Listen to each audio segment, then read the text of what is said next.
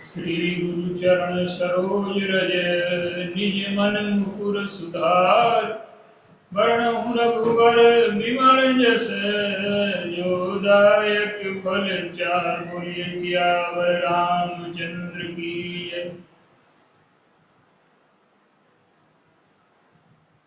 आइए श्री भरत जी के चरणों में प्रणाम करते हुए उनके चरित्र के कुछ बिंदु।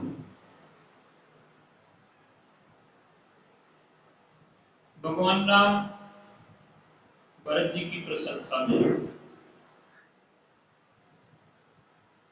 कहते हैं कि भरत हंस रविवंश तड़ागा, जन्म कीन गुण दोष विभागा,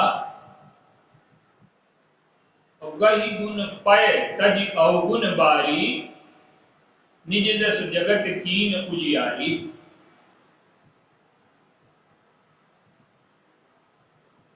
ये श्री भरत जी का जो चरित्र है मानव जीवन में किस तरह से उपयोगी है, ये मानवता का पोषण करता है। विश्व भरण पोषण कर जोई, ताकर नाम भरत। पोषण, मनुष्य का पोषण केवल शरीर का पोषण नहीं, मनुष्य के पोषण के लिए भाव का पोषण, विचार का पोषण और शरीर का पोषण, इन तीन पोषणों की आवश्यकता है। भाव का भी भूखा है, विचार की भी आवश्यकता है और शरीर के लिए भोजन की आवश्यकता तो है ही। कहते हैं श्री भरत जी का जो चरित्र है वो क्या है, एक बिंदु इसका लें कि भरत हंस रविवंश तड़ागा। भरत जी हंस हैं और हंस का गुण क्या है? हंस के तीन गुण बताए जाते हैं। ये दूध और पानी को अलग कर देता है, मानसरोवर में निवास करता है और प्रभु के गुण रूप मोती चूमता है।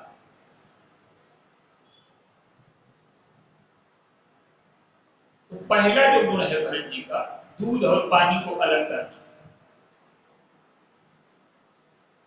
हंस का तात्पर्य है कि हमारी दृष्टि कैसी हो कि जीवन में गुण और दोष को हम सही दृष्टि से ग्रहण कर सकें। हमारे जीवन की सबसे बड़ी समस्या क्या है कि ना तो हम अपने गुण और दोषों का उपयोग करना जानते हैं और न सामने वाले के गुण और दोषों का कैसे उपयोग किया जाए ये जानते हैं। हमारी एक प्रवृत्ति है, आजकल तो ये बड़ी भयानक प्रवृत्ति है कि जब हम भोजन करते हैं तो हम ध्यान रखते हैं कि हमारे भोजन में कोई ऐसी चीज न चली जाए जिसे हमें हानि हो, कोई जहर न हो, कोई बाल न हो, कोई कील न हो, कोई कांच न हो, ये सब हम ध्यान रखते हैं भोजन करते समय। उसी प्रकार से जब हम कान से भोजन करते हैं तो उसमें हम ये गौर नहीं करते।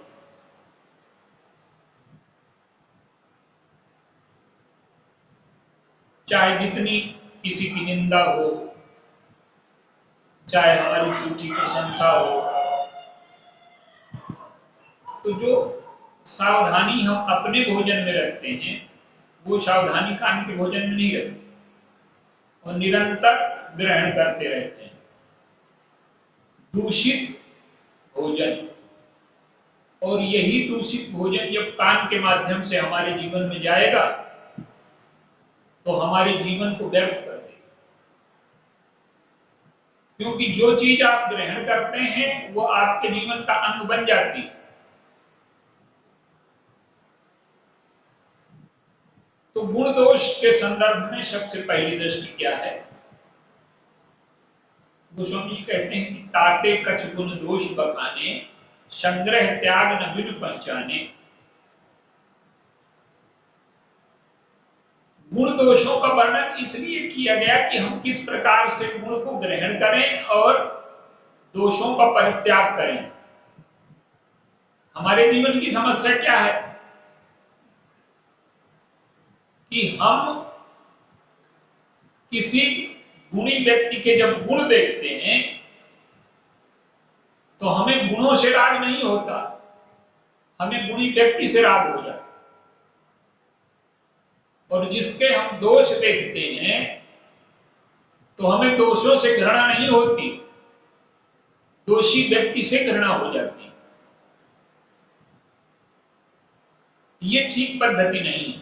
हम जो है, हमें राग होना चाहिए गुणों से, तो हमें राग हो गया गुणी से। और हमें द्वेष होना चाहिए दोषों से, तो हमें दोषी से हो गई घृणा। तो सबसे पहले यह है कि हम अपने गुणों को बढ़ा करके न देखें। हम अपने गुणों को बढ़ा करके देखते हैं और दोषों को घटा करके देखते हैं। दूसरे के दोषों को बढ़ा करके देखते हैं, दूसरे के गुणों को घटा करके देखते हैं। तो पहले संतुलन में लाएं, गुण दोष को जितनी मात्रा में है उस तरह से देखें। श्री भरत जी की विशेषता क्या है? वो गुण और दोषों को अलग कर देते हैं। भरत जी के विवेक की हंस होने का तात्पर्य है गुण दोष को अलग करने की शक्ति। भरत जी के विवेक की कई तुलनाएं की गई हैं रामचरितमानस में। पहली तुलना तो यही है कि भरत जी हंस हैं। दूसरी तुलना एक और की गई, कुछ मैं देख स्नेह सम्हारा और बढ़त बिंद जिन घटज निवारा। एक विवेक की ये स्थिति। और तीसरी स्थिति है कि शोक कनक लोचन मति छोनी, हरि विमल गुण गण जग जोनी। भरत विवेक बराह विशाला, अनायास उभरी काला। कहीं भरत जी के विवेक को बाराह बताया गया, कहीं भरत जी के विवेक को अगस्त बताया गया, और यहां भरत जी के विवेक को हंस।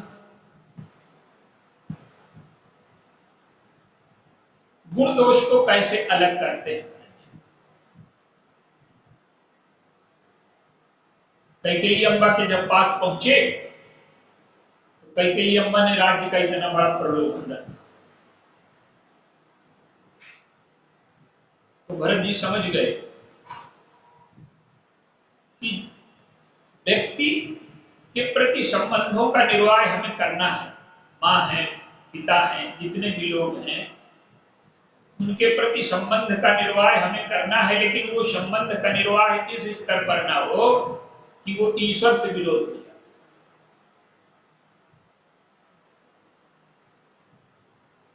कैकेयी जी से उन्होंने संबंध छोड़ दिए। वशिष्ठ जी ने जब राज्यसभा बुलाई तो वशिष्ठ जी कहते हैं कि पिताजी का आदेश है, राज्य स्वीकार कर लो। लेकिन भरत जी की जो विवेक दृष्टि है, सूक्ष्म दृष्टि है, वो क्या है कि गुण दोषों को अलग करना जानते हैं।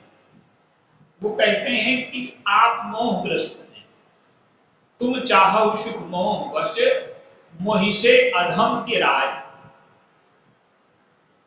मेरे जैसे अधम व्यक्ति के राज्य में आप ये चाहते हो कि आपको सुख मिल जाएगा।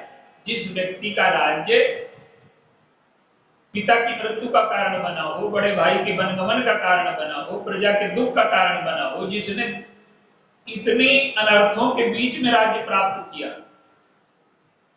क्या वो आपको सुखी कर पाए? उन्होंने एक दृष्टि दी, क्या ये जिसे गुरु जी पिताजी की आज्ञा कह रहे हैं या मंथरा और कैकेयी की आज्ञा? देखिए भरत जी का जो विवेचन है, जो उनकी विवेक दृष्टि है, वो क्या है? गुण दोष को अलग कर लेते हैं। कैसे? धर्म बड़ी श्रेष्ठ वस्तु है। धर्म से मनुष्य के अंतःकरण में शांति आती है, सुख आती है, सुख आता है, स्वस्थता उपलब्ध होती है। लेकिन धर्म जब दुख देने लगे, दुख आने लगे, तनाव आने लगे, संकट आने लगे, तो धर्म नहीं। देखिए धर्म के बारे में सबका दृष्टिकोण अलग अलग है, थोड़ा इसको प्रयास करें। भरत जी का दृष्टिकोण अलग है, भगवान राम का दृष्टिकोण अलग है, वशिष्ठ जी का दृष्टिकोण अलग है, दशरथ जी का दृष्टिकोण अलग है। भरत जी का दृष्टिकोण क्या है? और सबकी एक ही कसौटी है धर्म। बाहर से लगता है कि विरोध कर रहे हैं दूसरे। भरत जी कहते हैं कि हमारे पिताजी की जो बुद्धि है वो मरने के समय ठीक नहीं। मरण काल विधिमति हर लीनी। ब्रह्मा जी ने हमारे पिता की बुद्धि का हरण कर लिया। भरत जी कहते हैं क्यों? कहते हैं कि राज्यसभा में वचन दिया था कि भगवान राम को राजा बनाएंगे, और जाकर के पत्नी के सामने राज्यसभा में दिए गए वचन का मूल्य समाप्त हो गया क्या? पत्नी के सामने गए तो मूल्य समाप्त हो गया। तो भरत जी कहते हैं कि ये धर्म नहीं है, ये अधर्म।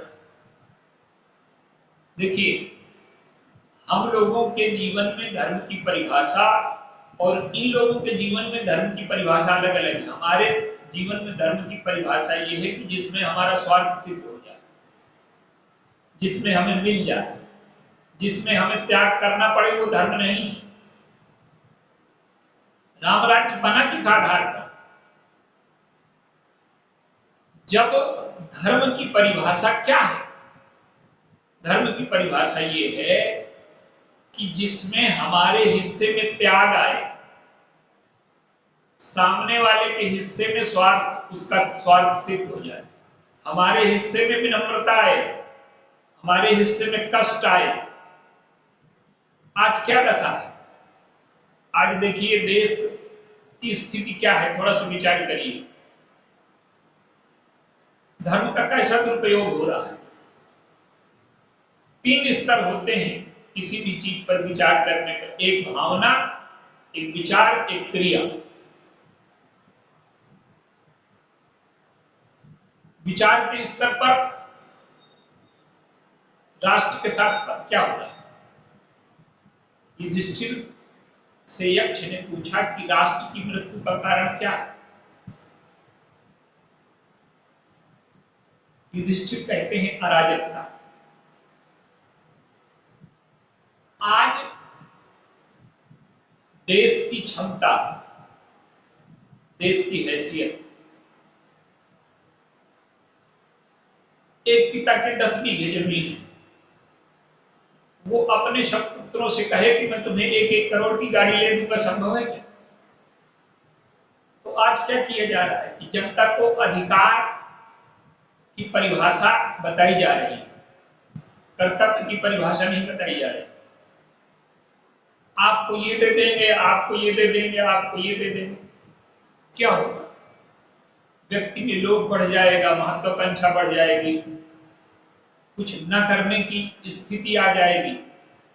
अब देखिए हमारे पुराने समय में क्या था, हमने धर्म की क्या परिभाषा बताई थी कि अगर पिता किसी कारणवश अपना ऋण नहीं चुका पाया तो पुत्र जाएगा, जब गया करने तो पिता का ऋण चुका करके जाएगा।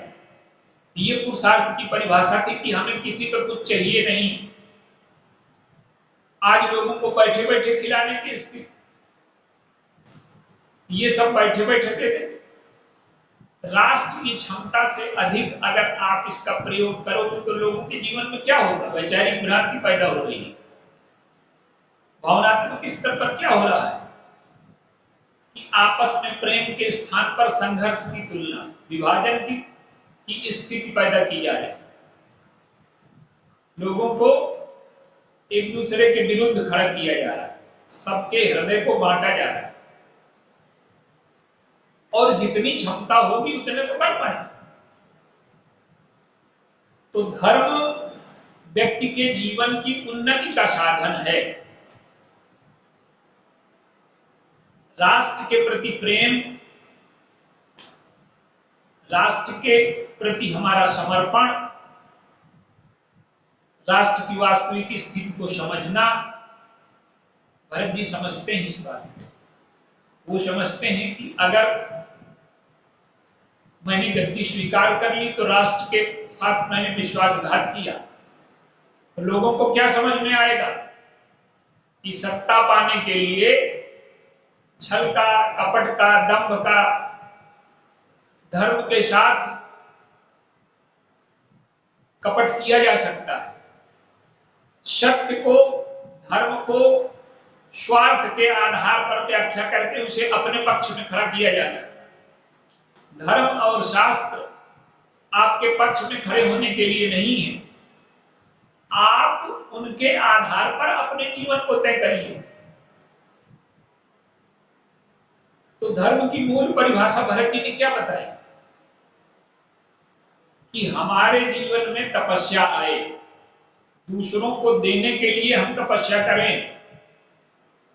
हमारा स्वार्थ पूरा करना धर्म का काम नहीं है। हमारे जीवन में त्याग आए, हमारे जीवन में कष्ट आए, हमारे जीवन में तपस्या आए, दूसरों के जीवन में सुख हो, दूसरों को वस्तु उपलब्ध हो, हम दूसरों को दें, दूसरों से लें। ये धर्म की परिभाषा, यही कसौटी भरत जी ने बनाई, यही कसौटी भगवान राम ने बनाई, और यही कसौटी लक्ष्मण जी ने बनाई। जितने लोग हैं सब ने यही कसौटी बनाई। सिर्फ भगवान राम क्या कहते हैं? भरत जी कहते हैं कि हमारे पिताजी सही निर्णय नहीं ले पाए। भगवान राम कहते हैं कि हमारे पिताजी ने बिल्कुल सही निर्णय लिया। क्या? कि उन्होंने छोटे भाई को छोटा राज्य दिया, बड़े भाई को बड़ा राज्य दिया। पिता दीन मोहि कानन राजू। हमारे पिताजी का निर्णय बिल्कुल ठीक था।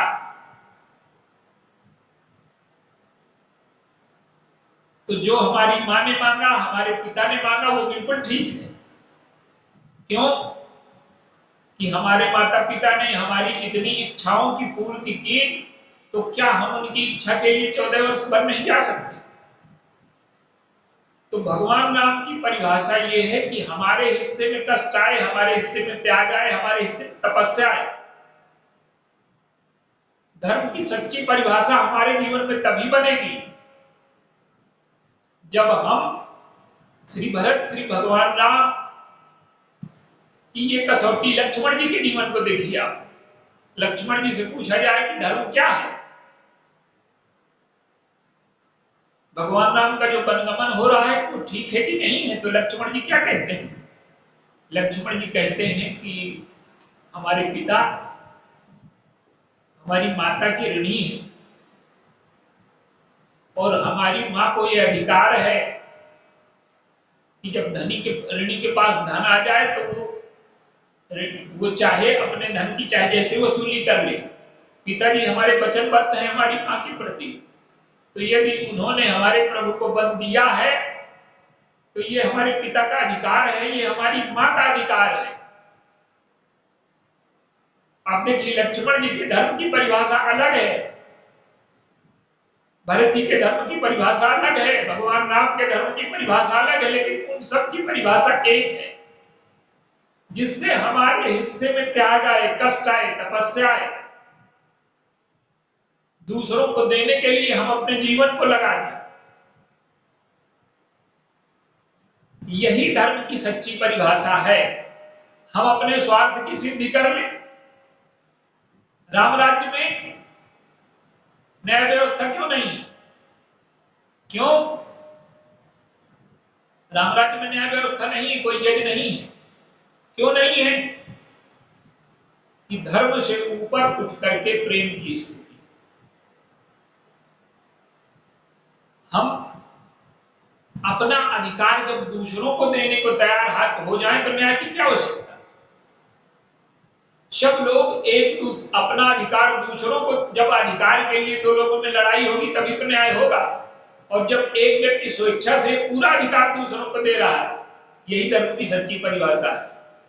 तो भरत जी क्या करते हैं कि चाहे कैकेयी अम्बा के समक्ष हो,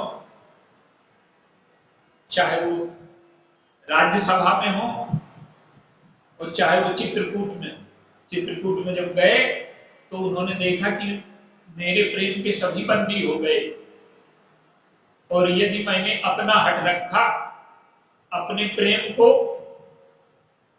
विजयी हो जाने दिया और विवेक की स्थापना नहीं की, तो प्रभु मेरे संकोच में राज्य अयोध्या लौट चले।